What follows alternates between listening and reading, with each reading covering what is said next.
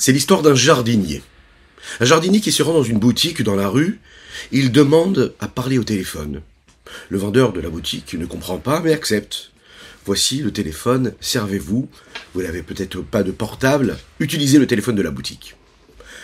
Il prend son petit carnet, ce jardinier, il commence à appeler une personne, une deuxième personne, une troisième personne. Et à chacun, il propose ses services. Je suis un jardinier, je connais bien mon travail, engagez-moi. Et à chaque fois, la même réponse qui est entendue. Le responsable de la boutique entend ce dialogue-là, ne comprend pas. Il se dit, il a l'air malheureux, personne ne veut le faire travailler, tout le monde lui répond qu'ils ont déjà un bon jardinier. Au bout du 5e ou 6e appel, le responsable de la boutique s'étonne, demande au jardinier, mais pourquoi est-ce que tu appelles tout le monde si tu vois que tout le monde te refuse? Et pourquoi surtout tu souris? Pourquoi est-ce que tu as l'air heureux? Le jardinier lui répond, je suis heureux parce que le jardinier qu'ils ont engagé, c'est moi. Et lorsque j'appelle, je suis là pour tester, pour voir s'ils sont contents de ce que je fais dans mon travail. Il faut faire le point. Boker Tov, les Koulam. Bonjour à toutes et à tous. Infiniment heureux de vous retrouver en cette magnifique matinée que Dieu nous offre sur la terre. J'espère que vous allez bien. On me dit que vous partagez de plus en plus le Tanya. Continuez à le faire. Nous sommes présents sur les différents réseaux. Un podcast également. Sur Spotify, sur iTunes, sur toutes les différentes plateformes audio. Vous pouvez écouter les cours de Chassidoute et les partager en faisant votre sport, en allant au travail, en amenant les enfants à l'école, ou tout simplement en travaillant. On peut travailler avec les mains et étudier avec la tête. Juste après ces quelques notes de Nigoun, on étudiera ensemble notre Tanya du jour, un café pour l'âme. Aïe la la ya ya, aïe la la ya, aïe la ya, aïe la la ya, aïe la la, aïe la ya ya ya, aïe aïe la la, aïe la ya, aïe la la, aïe la ya ya, ma aïe aïe aïe aïe ya, ma aïe la la, ma aïe la la, ma ya ya ya ya ya ya ya, ma aïe la la, ma aïe la la la di da da da. Ay ay ay ay ay ay da da la da da da da ma ya ay da da da da la ya ya ma ya ya ya ya ay ay da la ya da la ay ay da la ya ya ya ya. Hashem Echad ou Shomé Echad, c'est le prophète Zecharia qui le dit. Dieu est un et son nom est unique. Dieu est unique, son nom est unique. Dieu est un, et son nom est un. Deux mots pour traduire cela. Très difficile de traduire ce que veut dire en français Hashem Echad, que Dieu il est un. Echad veut dire un. Que son nom soit aussi unique, et qu'il est un seul nom, qu'est-ce que cela veut dire? Qu'il est un, c'est-à-dire qu'il n'y a personne d'autre avant, après, comme nous le disons tous les jours dans la Tefila. Qu'il n'y a jamais rien eu avant lui, qu'il n'y aura jamais rien après. Qu'il a été, qu'il sera et qu'il est en même temps. Le Zohar HaKadosh, précisément les Tikkun Zohar, développe ce principe-là. C'est ce que va nous rapporter ici le Rabbi Shneur Zalman de Liadi dans ce Tanya, dans cette partie de la 25e lettre, Igeret Chaf'e de la Igeret HaKodesh. Veine. Af ki Hashem Echad U'Shmo Echad. Bien que Dieu soit unique, et que son nom soit unique aussi. C'est-à-dire que sa parole et le souffle de sa bouche, qui est décrit par le Zohar, Saint Zohar, comme étant son nom, il faut savoir que la parole divine, c'est ce que nous appelons la Shrina. La parole divine que nous appelons la Shrina est appelée aussi le nom d'Akadosh Baruch Hu. C'est la projection de ce qu'il est. C'est ce qui le représente. Il est expliqué dans plusieurs endroits que de la même manière que la parole de l'homme n'est pas là juste pour raconter quelque chose et exprimer quelque chose, mais elle est surtout là pour les autres. L'homme n'a pas besoin de parole. Il peut laisser son esprit s'exprimer, son cœur ressentir. La parole, elle est là justement quand il y a une autre personne, quand il y a quelqu'un en face. Ce qui est expliqué, c'est que quand on utilise la parole, on dévoile ce que nous avons à l'intérieur de nous. Le nom d'un homme, il n'est là que pour les autres, afin qu'ils puissent l'appeler, qu'ils puissent avoir un contact avec lui. Sur le nom ainsi que sur la parole, il est dit dans le texte Hashem Echad, U'Shmo Echad. c'est pas que lui et son nom, c'est une seule chose, mais le dévoilement qui est produit, c'est ce qui se passe de la même façon des deux côtés. Ce qui veut dire ici, c'est que quand j'utilise le nom de la personne, je le dévoile. Quand j'utilise la parole de la personne, je la dévoile. Mon nom me reflète, donc dévoile un petit peu plus celui que je suis. Elle me fait exister auprès des autres. Et puis, la parole également dévoile un petit peu ce que j'ai en moi et ce que je suis auprès de l'autre. Ça n'est pas juste une action parmi tant d'autres, la parole. Ça n'est pas un potentiel et l'expression d'un potentiel, d'une énergie, d'une force que j'aurai, mais c'est exactement ce que je suis. C'est la raison pour laquelle, quand on appelle une personne par son nom, on l'appelle lui-même. A priori, ça n'est que son nom, son prénom, mais cela représente tout ce qu'il est. La parole d'Akadosh Baruch Hu, en fait, c'est son nom. C'est ce que nous appelons la Shrina, le rayonnement d'Akadosh Baruch Hu. Ce qui est magnifiquement expliqué par Rav Even Israël, dans ses explications du Tanya, c'est que c'est l'expression même de l'essentiel de ce qu'il est, l'expression profonde de ce qu'il y a dans chaque chose de Dieu, dans chaque chose.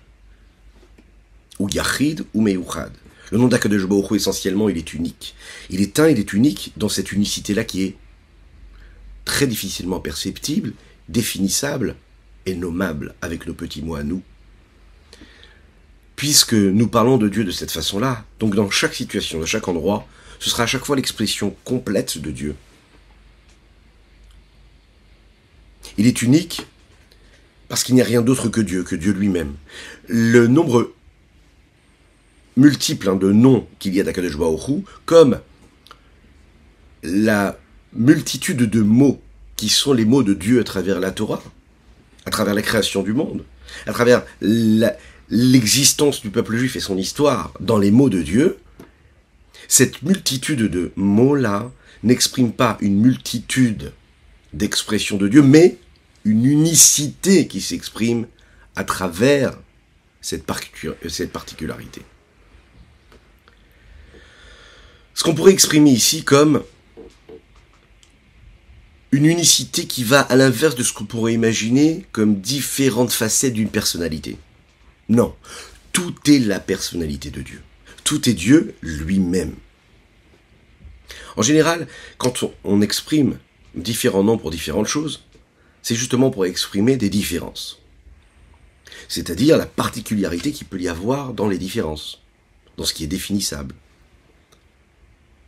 La parole, les noms, plus il y en a, plus on pourrait dire qu'elle nomme des choses différentes.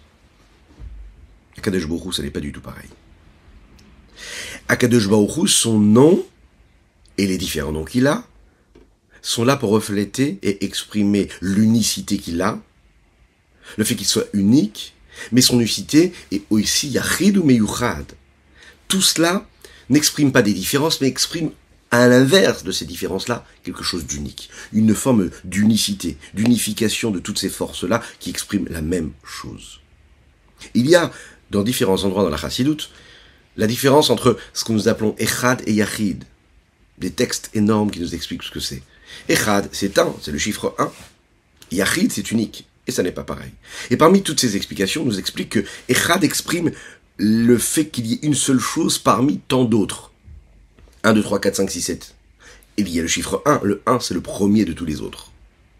Yachid, je ne le définis pas par rapport au fait qu'il soit unique par rapport aux autres. Il est unique parce qu'il est unique. Pas parce qu'il fait partie d'un nombre et qu'il serait le premier. C'est une des différences. On pourrait en parler beaucoup, longuement. Nous n'allons pas le faire tout de suite, mais succinctement, c'est l'idée. En tout cas, on essaye de l'exprimer. On pourrait dire ici que Hachem Echad, Shmo Echad exprime l'unicité de Dieu et donc le rayonnement et la shrina qu'il y a dans chacun des mondes, la façon avec laquelle Dieu va se dévoiler dans chacun des mondes. L'unicité de Dieu dans ce qu'il s'exprime dans chaque différence d'éléments qu'il y a dans le monde. Un grand Lechaïm, et bien sûr inutile de rappeler que nous étudions les Lunishmat, Reb Reuven Ben Isser Alav Shalom, nous étudions pour la refoua shelema totale et complète de Rev Avraham Nissim, Anikra Berto, Ben Sultana, que je vous lui envoie une refoua shelema, Bekarov Mamash très rapidement. Afin Piquet. Alors bien que la parole et son nom, c'est une seule chose, c'est-à-dire que c'est cette unicité, l'expression de ce qu'elle est,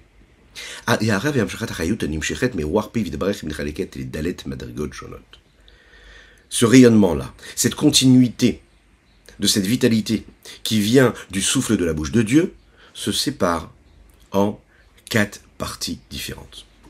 Il y a Akadosh Baruch Hu, il y a la source de la parole, il y a le fait qu'il soit lui-même unique, un, mais il y a aussi ce qui se dévoile de ce qu'il est, et tout ça est l'expression d'une seule chose, la Shrina, l'évidence et le rayonnement de Dieu. Cette Shrina-là, qui est une entité qui existe dans le monde, et qui est le monde, mais de cette Shrina-là, il y a aussi un rayonnement qui se produit pour le monde, et pour les différents mondes d'ailleurs. Un petit peu comme la lumière du soleil. La lumière du soleil, ce n'est pas quelque chose de par ce qu'elle est, c'est mais à différents niveaux, différentes formes de dévoilement de cette unicité-là.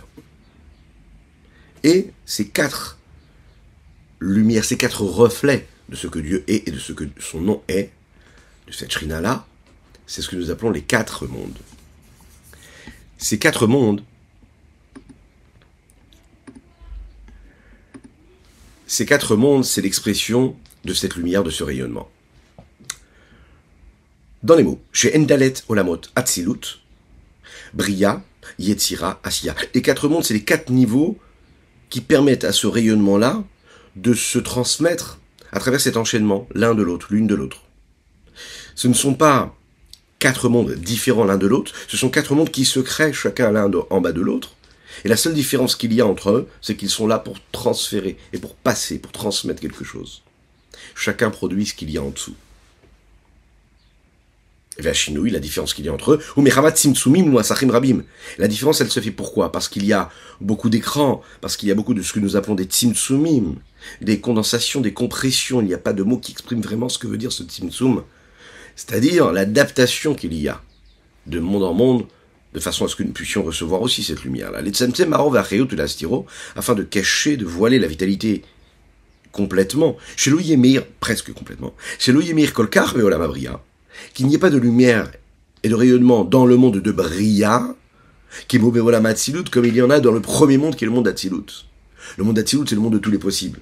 Le monde de Bria, c'est le monde où il y a déjà une forme de création, même si c'est quand même très élevé que le monde du monde dans lequel nous sommes, nous, qui est le monde d'Asiya. Mais il va y avoir une différence considérable entre la lumière qui peut se trouver dans le monde d'Atzilut par rapport au monde de Bria. Ou Veolam Yetzira, et dans le monde de Yetzira, qui est juste après le monde de Bria, ou à l'idée il y a aussi, encore une fois, différents écrans de voiles qui se mettent en route, en place, si on veut, pour faire en sorte que la lumière elle ne soit pas du tout, elle n'efface pas complètement l'entité nouvelle qui a été créée à travers ce monde, qui permet l'adaptation et l'enchaînement qui va produire la capacité que l'on aura, nous, dans notre monde à nous, d'être physiquement séparés, d'avoir l'impression d'être dans cette forme d'indépendance existentielle, mais en même temps, savoir qu'il y a cette vitalité divine.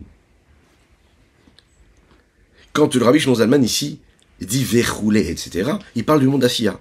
Parce que dans le monde d'Asiya, on l'imagine, c'est vraiment un grand passage. Parce que dans le monde de Yetzira, on est toujours dans des créations, mais des créations qui sont spirituelles. Passer du monde de Yetzira au monde d'Asiya, c'est quelque chose d'énorme. Parce qu'on passe du monde, même si pour Dieu c'est pareil, en réalité, le spirituel et le matériel. Mais réellement, on peut comprendre qu'il y a réellement une différence qui se passe entre le monde de Yetzira, qui correspond plus à la spiritualité, au monde d'Asiya, qui lui est un monde d'action concrète, matériel, physique. À tel point que dans le monde d'Asiya, il y a même l'inverse, les forces du mal, il y a des forces d'impureté qui seront là, qui seront présentes, qui seront créées. Maintenant, puisque le Rabbi Shimon Zalman, le Ravadin Even Israël nous dit que puisque le Rabbi Shimon Zalman veut éviter de parler de ce monde-là qui lui représente aussi le mal, il dit vichoulé, etc. On sait que chaque lettre, chaque mot, chaque petite virgule dans le Tanya a été réfléchi, pensé et pesé par le Rabbi Shimon Zalman, et ça a son importance. Lechaim, lechaim, lechaim. C'est donc une seule source qui se dévoile et qui permet d'irriguer et de donné de produire une lumière pour chacun des mondes. Une seule. Mais ce qu'il faut savoir, c'est qu'en attendant, à chaque fois qu'il y a une chute et qu'il y a une descente, à chaque fois qu'on va descendre dans le monde, encore un petit peu plus bas, eh bien, il y aura encore des écrans supplémentaires. Il y aura encore des voiles. La différence qu'il y a entre chacun des niveaux, c'est donc, non pas dans ce qu'il y a, mais dans le dévoilement de ce qui y est et dans ce qui est caché face à ce dévoilement. Il n'y a pas de différence, de penser une chose pareille, de dire que la Shrina elle-même, elle se change, que la parole de Dieu, le souffle de sa bouche change, évolue, qu'elle soit restreinte à un moment donné. Pas du tout. Dans le monde d'Assia, dans le monde que nous vivons, dans lequel nous vivons, même si on a l'impression de voir des choses qui sont complètement contraires à la pureté, à la sainteté de Dieu, à sa présence, ça ne veut pas dire que Dieu a restreint sa lumière, ça veut juste dire qu'elle est adaptée d'une manière différente et que les écrans sont plus nombreux. Et ça, c'est la différence. Ce qui veut dire que cette évidence-là de Dieu ici-bas sur Terre, elle est unique, de la même manière que Dieu est unique, et cela, c'est unique dans chaque niveau, dans chaque monde, et la différence se fait seulement par rapport à chacun des mondes qui, lui, peut permettre un dévoilement ou pas. Mais la présence, c'est la même. Vélo. C'est pas juste un hasard si la Shrina est appelée unique. Pourquoi ? Il faut savoir que même au niveau de ce dévoilement de la vitalité qui est produit, la lumière qui passe,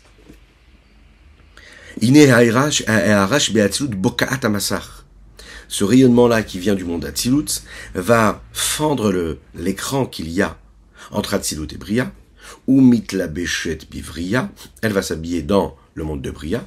C'est ce qui va se passer aussi également de Vechen mi Bria litzira ou mi yetzira la Asiya, du monde de Bria yetzira Asiya. Ce n'est pas juste une autre lumière, mais c'est la lumière, la même lumière. Velachen,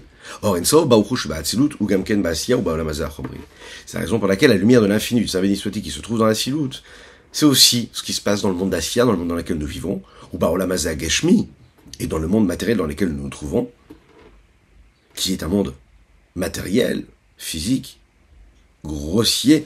Excusez-moi, j'ai dit Geshmi, c'est Chomri ici qui est dit ici. Le Chomer, la matière.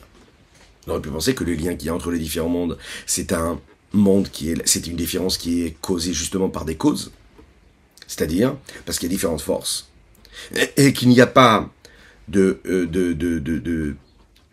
lumière qui puisse imprégner concrètement un monde en passant par un autre monde, mais seulement une influence, on va dire, beaucoup plus superficielle, un petit peu comme un lien de cause à effet, comme une conséquence, comme un retour et l'expression de quelque chose par rapport à autre chose, c'est-à-dire une conséquence d'un reflet de lumière qui viendrait d'un autre monde. De cette façon-là, chaque monde va pouvoir recevoir uniquement ce que le monde d'avant peut lui donner. Parce que si j'adapte ce que je reçois par rapport au monde d'avant, je reçois quelque chose d'unique, mais qui dépend juste des limites du monde d'avant. Mais on sait que chacun reçoit tout de Dieu, même s'il a des écrans, même s'il a des filtres dans ce qu'il est en tant que monde. Donc on est obligé de dire que je ne suis pas limité par le monde qui est juste avant, et que je ne suis pas juste à la conséquence du monde qui est juste avant. C'est la raison pour laquelle Rabbi Shlomo Zalman précise ici que la lumière suprême d'Akadosh Baruch Hu qui rentre dans chaque monde, elle traverse tous les écrans, elle traverse toutes les différences qu'il y a entre tous les mondes. Et c'est Dieu lui-même, avec la même intensité, la même force, qui éclaire et qui rayonne dans chacun des mondes. Autrement dit, dans le monde ici d'Assia, dans le monde dans lequel nous vivons, dans ce monde-là qui nous paraît grossier, qui nous paraît matériel, qui nous paraît physique, superficiel, qui nous paraît éloigné a priori de l'essentiel, mais il faut savoir que c'est la même lumière de Dieu qui rayonne.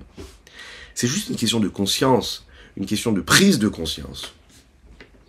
Et c'est le même Dieu qui éclaire avec la même force qu'il éclaire dans les mondes où il y a les anges.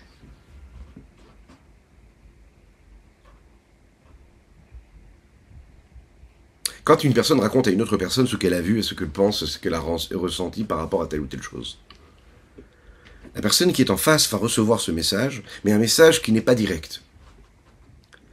Elle reçoit un message qui correspond à la perception de la première personne des événements qu'il a pu vivre. Il ne les a pas vus, ne les a pas entendus. Il s'imagine ce qu'on est en train de lui expliquer ou lui raconter, dans les mots et dans les émotions de la personne qui lui transmet le message. Mais quand la première personne réussit à transmettre à travers sa parole, ou d'une autre façon, l'expérience qu'il vient de vivre, ce qu'il est en train de voir, ce qu'il a vu, il va réussir avec les mots à faire passer et à transmettre à l'autre le contenu qu'il a reçu. Et là, la personne ne va pas seulement recevoir la parole de ce qui a été raconté, mais il va réussir à ressentir réellement, parce que la première personne aura réussi à trouver les mots pour vraiment exprimer ce qu'il a pu ressentir. Et ça n'est donc pas pareil. Pour Dieu, si l'on pourrait dire ainsi, à l'idée de la pshut bemalchut debri ayetzir asiya, Dieu, il y a ce dévoilement-là dans chacun des mondes, de manière authentique, et de façon à ce qu'on puisse ressentir en réalité le même Dieu, la même présence dans chacun des mondes, même si les mondes nous paraissent a priori éloignés et différents. Pourquoi ? Bien parce qu'en fait, ça passe à chaque fois par une séphira, la séphira du Malchut. Nous savons que dans chacun des mondes, il y a les 10 forces, les 10 séphirotes. La dernière des séphirotes, c'est la séphira de Malchut, celle qui reçoit tout. Cette lumière, la lumière de l'infini du Saint béni soit-il, qui est dans la Tzilut, a besoin d'aller jusqu'à voyager, jusqu'au monde dans lequel nous trouvons le monde matériel. L'explication est simple. Lorsque Dieu passe à travers toutes les séphirotes et qu'il s'habille par la séphira de Malchut qu'il y a dans chaque monde, eh bien la séphira de Malchut qui est un petit peu comme la parole par rapport à l'âme, et de la même manière que l'âme se dévoile, elle dévoile son intelligence, sa sagesse, ses ressentis grâce à la parole, la lumière divine qu'il y a dans chaque monde se dévoile, et elle dévoile ce qu'elle est dans ce monde qui est en bas de ce qu'elle pourrait être, grâce au fait qu'elle s'habille dans la séphira de Malchut. La Malchut, c'est la parole, c'est l'expression, c'est la façon avec laquelle on va ressentir et transmettre une expérience. Là, il s'agit donc de la présence divine, de sa lumière, l'Echaim, l'Echaim.